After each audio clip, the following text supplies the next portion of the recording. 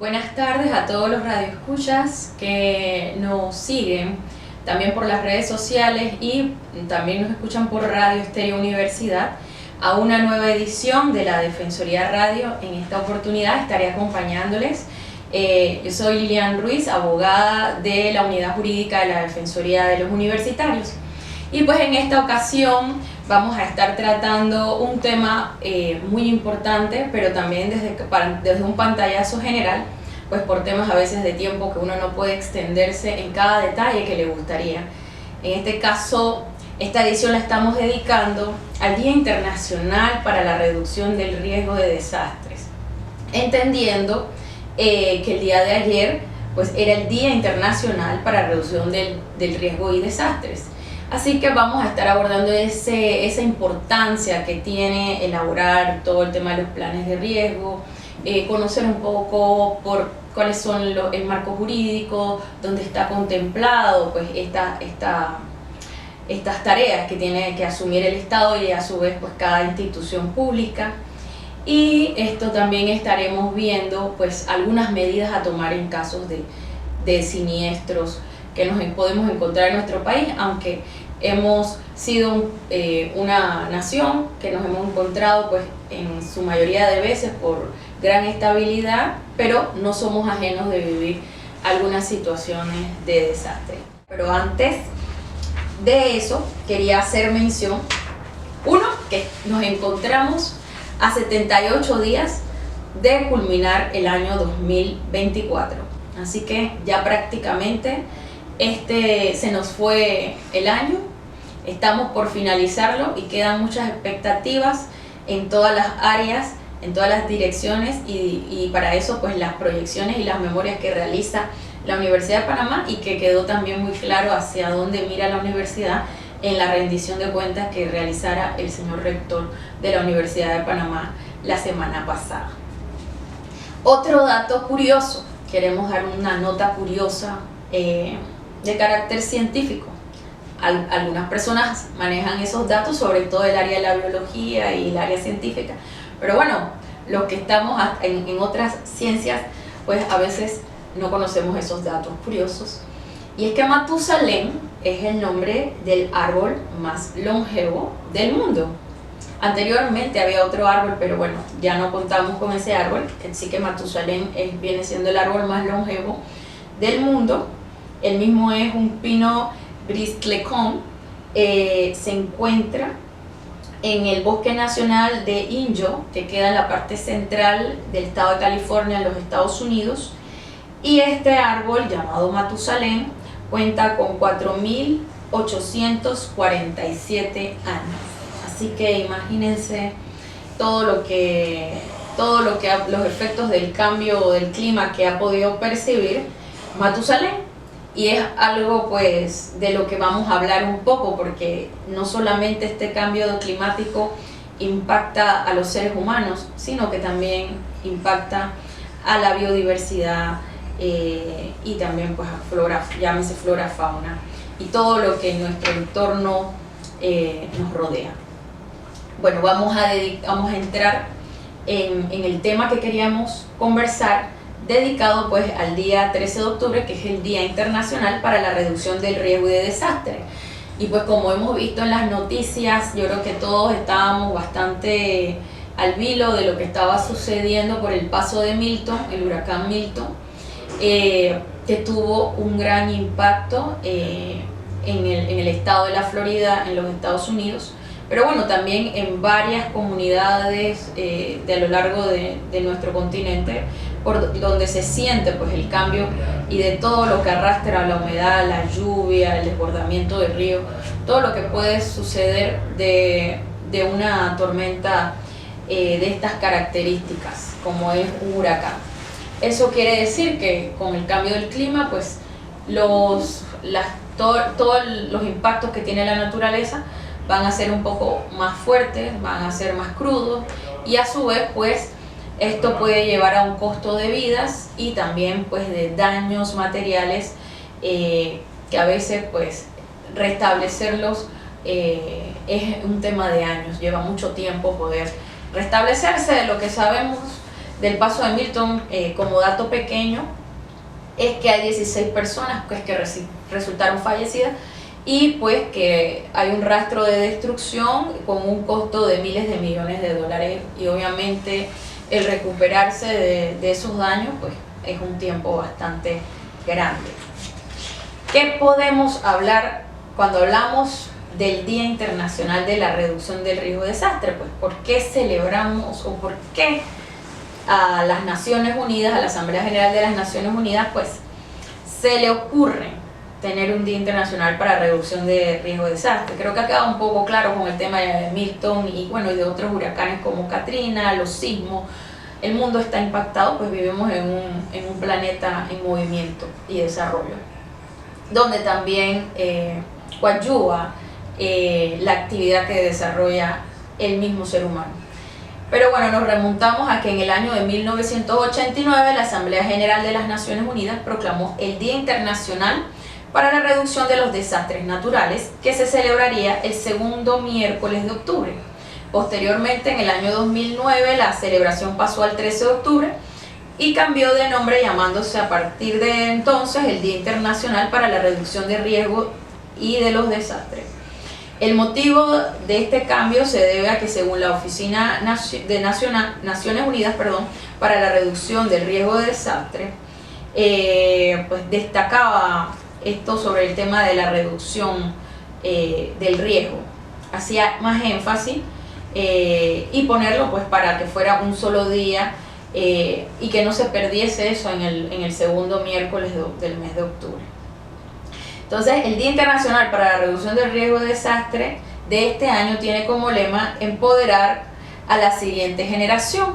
Pero es muy interesante porque en el año 2023 el lema fue distinto, tenía que ver un poco con la brecha de la desigualdad también para poder enfrentar el cambio climático. Y esto es importante porque también en pocos días vamos a ver todo el tema de las estrategias que utilizan pues, las naciones para la disminución de la pobreza. Y aunque parezcan temas distintos, todo está interrelacionado, porque al final las comunidades más empobrecidas son las que sienten el impacto más fuerte de los desastres que se dan en este tipo de condiciones. Y la recuperación obviamente es mucho más compleja. Obviamente la UNICEF alerta que miles de millones de niños están en riesgo elevado por el cambio climático y el desastre relacionado. En el 2022 las inundaciones en el Chad, Gambia, Pakistán y Bangladesh afectaron a más niños que nunca en los últimos 30 años, exponiéndolos a problemas como la interrupción escolar y la desnutrición. Los países deben incluir las necesidades de los niños en sus estrategias para reducir el riesgo de desastres, permitiéndoles contribuir como señal del marco de Sendai para la reducción de riesgos y desastres 2015-2030. El lema, como le decía, el año 2023 fue combatir la desigualdad para un futuro resiliente.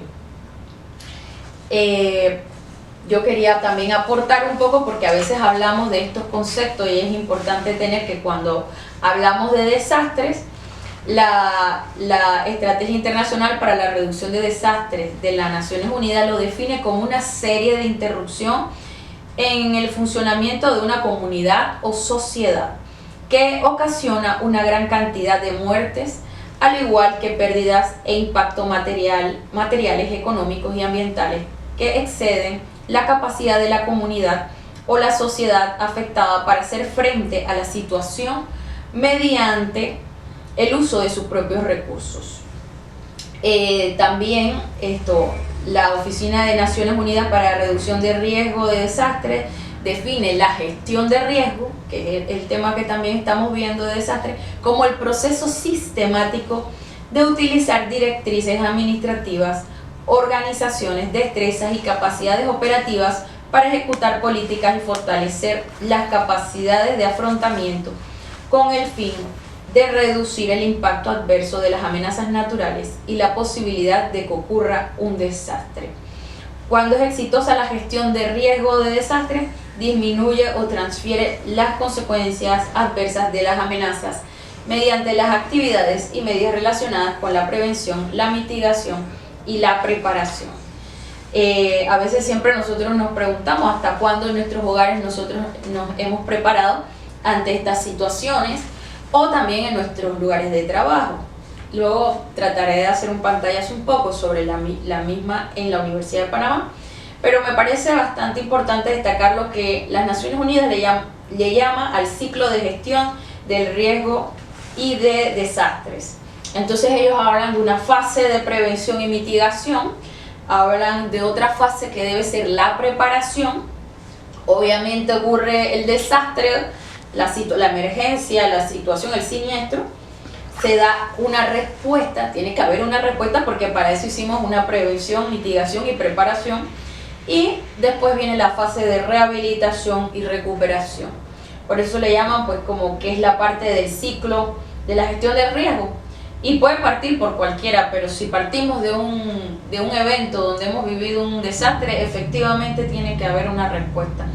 Y eso nos lleva a una rehabilitación y recuperación, pero tiene que haber un momento de prevención y mitigación. O sea, tenemos que prepararnos, nuestro país se tiene que preparar, y creo que parte de lo que vimos fue cómo fue la reubicación de algunos pobladores de las islas del archipiélago de Gunayala, pues que tuvieron que ser trasladados, bueno, por efecto de estos cambios que está viviendo nuestro mundo, y pues es uno de los ejemplos más palpables de esta parte del ciclo. Hay que hacer, es la acción, es la respuesta, y de esa respuesta pues vienen las demás acciones que hemos conversado. En el caso de la Universidad de Panamá, porque nuestra universidad es parte de esta sociedad y también tiene que estar preparada para estos eventos. Nosotros en Panamá contamos con un marco legal o jurídico que aborda eso. Podemos hablar de la Constitución. Dentro de ese marco constitucional encontramos el capítulo 5, que se destacan artículos sobre el proceso de modernización en el caso de la educación en general y la transformación curricular, pero que también permite la incorporación de los contenidos sobre la gestión de riesgos y de desastres. Cuando hablaba de esto es incluirlo dentro pues, de esta malla que tenemos nosotros a nivel de curricular, porque hay que empezar también por el tema de la educación.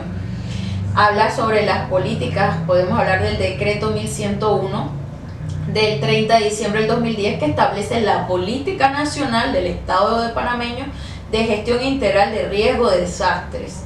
También hablamos del decreto ejecutivo 41 del 25 de enero del 2013, que establece la Plataforma Nacional de Gestión Integral de Riesgos y Desastres, y de la Ley 38 de diciembre del 2014, que establece la enseñanza y la obligatoriedad de la educación ambiental y la gestión integral de riesgos de desastres, y dicta otras disposiciones. Y entre esas que podemos mencionar también recientemente en la gestión pasada, el Ministerio de Economía y Finanzas mantiene un marco estratégico de gestión financiera de riesgo de desastres. Cuando hablamos, pues en el caso de la Universidad de Panamá, queríamos destacar la gestión de riesgo, pues la misma se establece como práctica de gestión universitaria desde el 2007 y corresponde con la planificación de un conjunto de actividades y acciones y procedimientos tendientes a preservar la vida y la integridad física de los estudiantes, docentes, administrativos y visitantes de la Universidad de Panamá.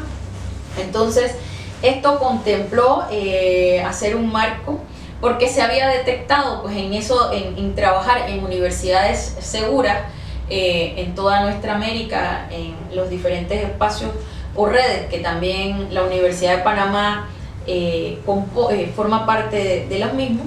Pues la discusión de esto de las universidades, entendiendo que aquí encontramos laboratorios, donde también se trabajan a veces con materiales peligrosos, que entre siglas para que manejen le llaman MATPEL, que viene siendo pues las siglas de material peligroso, y cómo tratamos con esos materiales peligrosos en los centros de investigaciones que tiene la Universidad de Panamá. También se maneja aquí todo el tema de los desechos de cuando ya hemos trabajado, cómo se desecha. O sea, hay una serie de variantes que se trabaja aquí, pero para no irme, y porque el tiempo ya está premiando, quería dejarles unas medidas. Aquí mi director John Suira ya me hace la seña. Quería dejarle una medida ante las situaciones de desastre. ¿Qué hacemos ante sismos? Por ejemplo, ¿qué hacer antes de un sismo? Entre esas cosas es preparar un plan familiar, tenga a mano los números de los departamentos de emergencia, tenga preparado un botiquín de primeros auxilios, radio, linternas y baterías, mantenga en una caja o despensa alimentos enlatados, agua embotellada y renuévelos cada cierto tiempo. Ubique dentro de su vivienda, área de trabajo o en el lugar donde se encuentre un lugar seguro donde refugiarse y en caso tal de registrarse un sismo. ¿Qué hacer durante el sismo? Mantenga la calma ante todo, ubique un sitio seguro y espere a que pase el movimiento sísmico, proteja su cabeza, no use ascensores y nunca corra precipitadamente, aléjese de tendidos eléctricos y cornisas y ventanas de vidrio. Si va en auto, estaciónelo lejos de árboles o tendidos eléctricos. ¿Y qué hacer después? Pues mantenga la calma, aléjese de construcciones dañadas y diríjase hacia espacios abiertos. No entre a edificios hasta que el mismo no se haya verificado. Utilice botas, zapatos de suela gruesa para proteger los objetos punzocortantes y consuma agua embotellada o hervida. Entonces son una de las medidas que podemos tomar.